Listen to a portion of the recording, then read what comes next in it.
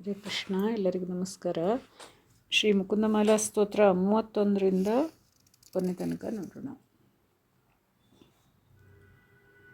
ತತ್ವಂ ಬ್ರುವಾಣಾನಿ ಪರಂ ಪರಸ್ಮಾತ್ ಮಧುಕ್ಷರಂತೀವ ಸತಾಂ ಫಲಾನಿ ಪ್ರಾವರ್ತಯ ಪ್ರಾಂಜಲಿರಸ್ಮಿ ಜಿಹ್ವೆ ನಾಮಾನಿ ನಾರಾಯಣ ಗೋಚರಾಣಿ. ಇದಂ ಶರೀರಂ ಪರಿಣಾಮಪೇಶಲಂ ಪತತ್ಯವಶ್ಯಂ ಶ್ರತಸಂಧಿಜರ್ಜರಂ ಕಿಮೌಷಧೈಃ ಕ್ಲಿಶ್ಯಸಿ ಮೂಢದುರ್ಮತೆ ನಿರಾಮಯಂ ಕೃಷ್ಣರಸಾಯನಂ ಪಿಬ. ದಾರಾವಾರಾಕರವರಸುತಾ ತೇ ತನೂಜೋ ವಿರಿಂಚಃ ಸ್ತೋತಾ ವೇದಸ್ತವ ಸುರಗಣೋ ಭೃತ್ಯವರ್ಗಃ ಪ್ರಸಾದಃ. ಮುಕ್ತಿರ್ಮಾಯಾ ಜಗದವಿಕಲಂ ತಾವಕೀ ದೇವಕೀ ತೇ ಮಾತಾ ಮಿತ್ರಂ ವಲರಿಪುಸುತಃ ತ್ವಯ್ಯತೋऽನ್ಯನ್ನ ಜಾನೇ. ಕೃಷ್ಣೋ ರಕ್ಷತು ನೋ ಜಗತ್ರಯ ಗುರುಃ ಕೃಷ್ಣಂ ನಮಸ್ಯಾಮ್ಯಹಂ. ಕೃಷ್ಣೇ ನಾಮರಶತ್ರವೋ ವಿನಿಹತಾಃ ಕೃಷ್ಣಾಯ ತಸ್ಮೈ ನಮಃ. ಕೃಷ್ಣಾದೇವ ಸಮುತ್ಥಿತಂ ಜಗದಿದಂ ಕೃಷ್ಣಸ್ಯ ದಾಸೋऽಸ್ಮ್ಯಹಂ. ಕೃಷ್ಣೇ ತಿಷ್ಠತಿ ಸರ್ವಮೇತದಖಿಲಂ ಹೇ ಕೃಷ್ಣ ರಕ್ಷಸ್ವ ಮಾಂ. ಸತ್ವಂ ಪ್ರಸೀದ ಭಗವನ್ ಕುರು ಮಯ್ಯನಾಥೇ ವಿಷ್ಣೋ ಕೃಪಾಂ ಪರಮಕಾರುಣಿಕಃ ಕಿಲ ತ್ವಂ.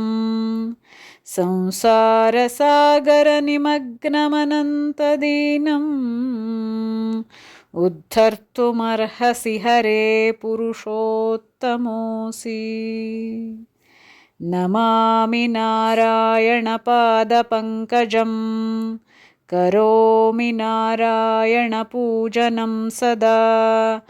ವದಾಮಿ ನಾರಾಯಣ ನಾಮ ನಿರ್ಮಲಂ ಸ್ಮರಾಮಿ ನಾರಾಯಣ ತತ್ವಮವ್ಯಯಂ. ಶ್ರೀನಾಥ ನಾರಾಯಣ ವಾಸುದೇವ ಶ್ರೀಕೃಷ್ಣ ಭಕ್ತ ಪ್ರಿಯ ಚಕ್ರಪಾಣೇ ಶ್ರೀಪದ್ಮನಾಭಾಚ್ಯುತ ಕೈಟಭಾರೇ ಶ್ರೀರಾಮ ಪದ್ಮಾಕ್ಷ ಹರೇ ಮುರಾರೇ. ಅನಂತ ವೈಕುಂಠ ಮುಕುಂದ ಕೃಷ್ಣ ಗೋವಿಂದ ದಾಮೋದರ ಮಾಧವೇತಿ ವಕ್ತುಂ ಸಮರ್ಥೋಪಿ ನ ವಕ್ತಿ ಕಶ್ಚಿತ್. ಅಹೋ ಜನಾನಾಂ ವ್ಯಸನಾಭಿಮುಖ್ಯಂ ಧ್ಯಾಯಂತಿ ಯೇ ವಿಷ್ಣುಮನಂತಮವ್ಯಯಂ ಹೃತ್ಪದ್ಮಮಧ್ಯೆ ಸತತಂ ವ್ಯವಸ್ಥಿತಂ. ಸಮಾಹಿತಾನಾಂ ಸತತಾಭಯಪ್ರದಂ ಏತೇ ಯಾಂತಿ ಸಿದ್ಧಿಂ ಪರಮಾಂ ಚ ವೈಷ್ಣವೀಂ. ತೇ ಯಾಂತಿ ಸಿದ್ಧಿಂ ಪರಮಾಂ ಚ ವೈಷ್ಣವೀಂ. ಕ್ಷೀರಸಾಗರತರಂಗಶೀಕರಾಸಾರತಾರಕಿತಚಾರುಮೂರ್ತಯೇ ಭೋಗಿಭೋಗಶಯನೀಯಶಾಯಿನೇ ಮಾಧವಾಯ ಮಧುವಿದ್ವಿಷೇ ನಮಃ. ಯಸ್ಯ ಪ್ರಿಯೌ ಶ್ರುತಿಧರೌ ಕವಿಲೋಕವೀರೌ ಮಿತ್ರೇ ದ್ವಿಜನ್ಮವರಪದ್ಮಶರಾವಭೂತಾಂ. ತೇನಾಂಬುಜಾಕ್ಷಚರಣಾಂಬುಜಷಟ್ಪದೇನ ರಾಜ್ಞಾ ಕೃತಾ ಕೃತಿರಯೀಂ ಕುಲಶೇಖರೇಣ ರಾಜ್ಞಾ ಕೃತಾಕೃತಿರಿಯಂ ಕುಲಶೇಖರೇಣ ರಾಜ್ಞಾ ಕೃತಾಕೃತಿರಿಯಂ ಕುಲಶೇಖರೇಣ. ಶ್ರೀಕೃಷ್ಣಾರ್ಪಣಮಸ್ತು. ಇಲ್ಲಿ ಶ್ರೀ ರಾಜ ಕುಲಶೇಖರನ ಅವನ ಒಂದು ಪಂಡಿತ ಬಳಗದಿಂದನೂ ಅವರ ಸಹಾಯವನ್ನು ಪಡೆದುಕೊಂಡು ಬರೆದಿರಬಹುದು.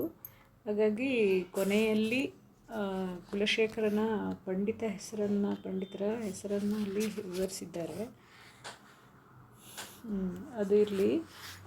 ನಾನು ಒಂದು 7ನೇ ಶ್ಲೋಕ ಮತ್ತು ಒಂದು 15ನೇ ಶ್ಲೋಕದ ಅರ್ಥವನ್ನು ನಿಮಗೆ ಹೇಳಬೇಕು ಅಂತ ನನಗನ್ನಿಸ್ತಾ ಇದೆ. ಯಾಕೆಂದರೆ ಅದು ತುಂಬ ಚೆನ್ನಾಗಿದೆ.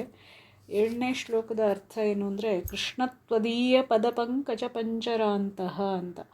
ಕೃಷ್ಣ, ನನ್ನ ಮನವೆಂಬ ಹಂಸ ಪಕ್ಷಿಯು ನಿನ್ನ ಪಾದಕಮಲಗಳೆಂಬ ಪಂಜರದಲ್ಲಿ ಕೂಡಲೇ ಪ್ರವೇಶಿಸಲಿ ಅಂತ ಕೇಳ್ಕೊಂಡಿದ್ದಾರೆ ಇಲ್ಲಿ. ಯಾಕೆ ಅಂದರೆ, ಕೂಡಲೇ ಅಂತ ಯಾಕೆ ಹೇಳಿದ್ರು ಅಂದರೆ, ನಾವು ಪರಮಾತ್ಮನನ್ನು ಸ್ಮರಣೆ ಮಾಡಬೇಕು ಅಂದರೆ ಇನ್ನೊಂದು ಸ್ವಲ್ಪ ಹೊತ್ತಾದಮೇಲೆ ನಾವು ಸ್ತೋತ್ರ ಹಾಡು ಹೇಳೋಣ ಅಂತ ಅದನ್ನು ಮುಂದೆ ಹಾಕ್ತಾನೆ ಇರ್ತೇವೆ. ಕೊನೆಗಾಲದಲ್ಲಿ ಸ್ಮರಿಸಿದ್ರಾಯಿತು ಅಂಥೇಳಿ ತುಂಬ ಜನ ಕೊನೆಗಾಲದಲ್ಲಿ ಸ್ಮರಿಸಿದ್ರಾಯಿತು, ಯಾಕೆ ಈಗಲಿಂದ ಅಷ್ಟೊಂದು ಭಕ್ತಿ ಮಾಡೋದು ಅಂತಲೂ ಹೇಳ್ತಾರೆ. ಅದು ಸರಿಯಲ್ಲ ಅನ್ನೋದನ್ನು ನಮಗೆ ಇಲ್ಲಿ ಕುಲಶೇಖರ ಅವರು ವಿವರಿಸಿದ್ದಾರೆ. ಈ ಕೂಡಲೇ ನಿನ್ನ ಪಾದ ಕಮಲಗಳೆಂಬ ಪಂಜರದಲ್ಲಿ ನನ್ನ ಮನವೆಂಬ ಹಂಸ ಪಕ್ಷಿ, ಅಷ್ಟು ಚಂಚಲವಾಗಿರುವಂತಹ ನನ್ನ ಮನವನ್ನು ಅಲ್ಲಿ ಪ್ರವೇಶಿಸಿ ಕೂರಿಸು. ಅಂದರೆ ಪಂಜರದಲ್ಲಿ ಕೂತ್ಕೊಂಡ ಹಕ್ಕಿಯಂತೆ ನಾನು ಅಲ್ಲಿ ಬಂಧಿತನಾಗಲಿ. ಏನಲ್ಲಿ ಅಂದರೆ ಭಕ್ತಿಯಲ್ಲಿ ಬಂಧಿತನಾಗಲಿ ಅಂತ ಇಲ್ಲಿ ಕೇಳ್ಕೊಂಡಿದ್ದಾರೆ. ಹಾಗೆ ನಾವು ಆಗಬೇಕು ಅಂತ. ಮೃತ್ಯು ಬಂದಾಗ ಈ ಮಾನವ ದೇಹ ಏನಾಗುತ್ತೆ, ಪ್ರಾಣ ಪ್ರಯಾಣ ಸಮಯ ಕಫವಾತ ಪಿತ್ತೈಹಿ, ಆ ಕಫ ವಾತ ಪಿತ್ತಗಳೆಂಬ ರೋಗ ವಿಕಾರಗಳಿಂದ ಪೀಡಿತರಾಗಿ ಕಂಠನೇ ಹೊರಡೋದಿಲ್ಲ. ಆ ಒಂದು ರೋಗಕ್ಕೆ ಸಿಲುಕಿ ನಮಗೆ ಆ ಭಗವಂತನ ಸ್ಮರಣೆ ಬರೋದೂ ಇಲ್ಲ. ಸ್ಮರಣೆ ಬಂದರೂ ಸಹ ಹೇಳಲಿಕ್ಕೆ ಆಗೋದಿಲ್ಲ. ಅಂತಹ ಪರಿಸ್ಥಿತಿಯಲ್ಲಿರ್ತೇವೆ. ಹಾಗಾಗಿ ನಿನ್ನ ದಿವ್ಯ ನಾಮಸ್ಮರಣೆ ಆಗ ಎಲ್ಲಿಂದ ಬಂದಿತ್ತು ನಮಗೆ? ಸ್ಮರಣಂ ಕುತಸ್ಥೆ ಕಂಠಾವರೋಧನ ವಿಧವು. ಆ ಥರ ನನಗೆ ರೋಗ ಬಂದುಬಿಡುತ್ತೆ, ಆಗ ನನಗೆ ಆ ಸ್ಮರಣೆ ಬರೋದಿಲ್ಲ ಅಂಥೇಳಿ ಈಗಲೇ ಕೃಷ್ಣ ನಿನ್ನ ಪಾದ ಕಮಲಗಳೆಂಬ ಪಂಜರದಲ್ಲಿ ನನ್ನ ಮನವೆಂಬ ಹಂಸ ಪಕ್ಷಿಯನ್ನು ಬಂಧಿಸು ಅಂಥೇಳಿ ಅತ್ಯಂತ ಪ್ರೀತಿಯಿಂದ ಕೃಷ್ಣನನ್ನು ಮೊರೆ ಹೋಗಿರೋದು ಎಷ್ಟು ಸುಂದರವಾಗಿದೆ ನೋಡಿ. ಈ ಒಂದು ಸ್ತೋತ್ರವನ್ನು ನೀವು ಕೃಷ್ಣನ ದೇವಸ್ಥಾನದಲ್ಲಿ ಯಾವುದೇ ದೇವಸ್ಥಾನದಲ್ಲಿದ್ದರೂ ಸಹ ಹೇಳಿದ್ರೆ ಆ ಭಗವಂತನಿಗೆ ಅಷ್ಟು ಖುಷಿಯಾಗ್ಬೋದು. ಹಾಗೆ ಮಾಡ್ಬೋದು ಕೂಡ. ಪರಮಾತ್ಮ ನಮಗೆ ಅಷ್ಟು ಭಕ್ತಿಯನ್ನು ಅಲ್ಲಿ ಕೊಡ್ಬೋದು ಅಂತ. ಹಾಗೆ 15ನೇ ಶ್ಲೋಕ, ಮಾದ್ರಾಕ್ಷಂ ಕ್ಷೀಣ ಪುಣ್ಯಾನ್ ಕ್ಷಣಮಪಿ ಭವತೋ ಭಕ್ತಿಹೀನಾನ್ ಪದಾಬ್ಜೇ ಮಾಶ್ರೌಷಂ ಶ್ರಾವ್ಯಬದ್ಧಂ ತವ ಚರಿತಂ ಅಪಾಸ್ಯ ಅನ್ಯದಾಖ್ಯಾನಜಾತಂ ಮಾಸ್ಮಾರ್ಷಂ ಮಾಧವತ್ವಾಮಪಿ ಭುವನಪತೆ ಚೇತಸಾ ಪಹ್ನುವಾನಾನ್ ಮಾ ಭೂವಂ ತ್ವತ್ಸಪರ್ಯಾವ್ಯತಿಕರರಹಿತೋ ಜನ್ಮ ಜನ್ಮಾಂತರೇಪಿ. ಇಲ್ಲಿ ಮಾಧವನನ್ನು ಪ್ರಾರ್ಥಿಸಿಕೊಂಡಿದ್ದು ಹೇಗೆ ಅಂದರೆ, ಭಕ್ತಿ ಇಲ್ಲದ ಲೋಕವಾರ್ತೆಯಲ್ಲಿ ಈ ಭವಬಂಧನದ ಒಂದು ಏನೋ ಸಮಾಚಾರ, ಆಚಮನೆ ಸುದ್ದಿ ಈಚಮನೆ ಸುದ್ದಿ, ಯಾರ್ದೋ ಸಂಬಂಧಿಕರ ಸುದ್ದಿ, ಎಲ್ಲ ಲೋಕವಾರ್ತೆಯಲ್ಲಿ ನಿರತರಾದವರ ದರ್ಶನವೇ ನನಗೆ ಬೇಡ ಅಂಥೇಳಿ ಇಲ್ಲಿ ಕೇಳ್ತಾ ಇರೋದು ಪರಮಾತ್ಮನಲ್ಲಿ. ಸುಮ್ಮನೆ ಅದು ನಮ್ಮ ಸಮಯವನ್ನು ಕಳೆಯುವಂಥದ್ದು, ಈ ಭಗವಂತನ ಸ್ಮರಣೆಯಿಂದ ದೂರ ಮಾಡಿಸುವಂಥದ್ದು. ಅದಕ್ಕಾಗಿ ಅಂಥವರ ದರ್ಶನ ಅಂದರೆ ಅಂಥವರನ್ನು ನನಗೆ ನೀನು ತೋರಿಸಬೇಡ ಅಂತ. ನಿನ್ನ ಮಹಿಮಾ ಕಥೆಗಳ ಹೊರತು ಮತ್ತಾವ ಪ್ರಸಂಗವೂ ನನಗೆ ಬೇಡ ಅಂತ ಇಲ್ಲಿ ಕೇಳ್ತಾ ಇರೋದು. ನಿನ್ನ ಮಹಿಮೆಗಳನ್ನು, ಕಥೆಗಳನ್ನು, ರಾಮಾಯಣ ಮಹಾಭಾರತವಾಗಿರ್ಬೋದು, ಕೃಷ್ಣ ಚರಿತ್ರೆ, ಹಾಗೆ ಶಿವನಂದೂ ಇರ್ಬೋದು, ಯಾವುದೇ ಭಗವಂತನ ಶ್ರೀಲಲಿತೆಯ ಚರಿತೆಯೂ ಇರ್ಬೋದು, ಯಾವುದೇ ಭಗವಂತನ ಸ್ಮರಣೆಯಲ್ಲಿ ನನ್ನನ್ನು ತೊಡಗಿಸುವಂತೆ ನೀನು ಮಾಡು ಅಂತ ಇಲ್ಲಿ ಕೇಳ್ಕೊಳ್ತಾ ಇರೋದು. ನಿನ್ನ ಸ್ಮರಣೆ ಇಲ್ಲದವರ ನೆನಪೂ ಸಹ ನನಗೆ ಬರೋದು ಬೇಡ ಅಂತ ಹೇಳಿ ಮಾಸ್ಮಾಶ್ರಂ ಮಾಧವತ್ವಾಮಪಿ ಭುವನಪತೆ. ಇಲ್ಲಿ ನಿನ್ನ ಸ್ಮರಣೆ ಇಲ್ಲದವರ ನೆನಪು ಸಹ ನನಗೆ ಬರದಂತೆ ಮಾಡು.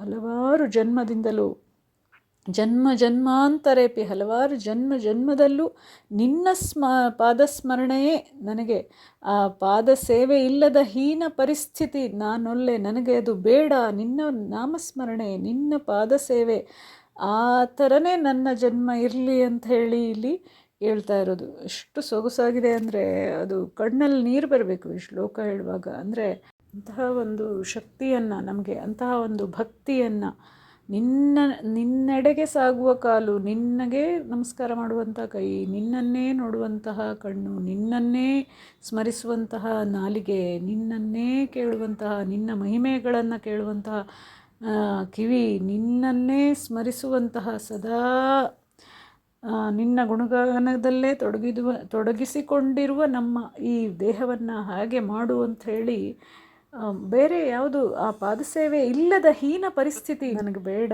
ಅಂತ ಹೇಳಿ ಇಲ್ಲಿ ಕೇಳ್ಕೊಳ್ತಾ ಇರೋದು. ಅಂತಹ ಭಕ್ತರಾಗಬೇಕು ಅಂತ, ಅಂತರಂಗ ಭಕ್ತನಿಗೆ ಇದು ಸಾಧ್ಯ ಅಂತ.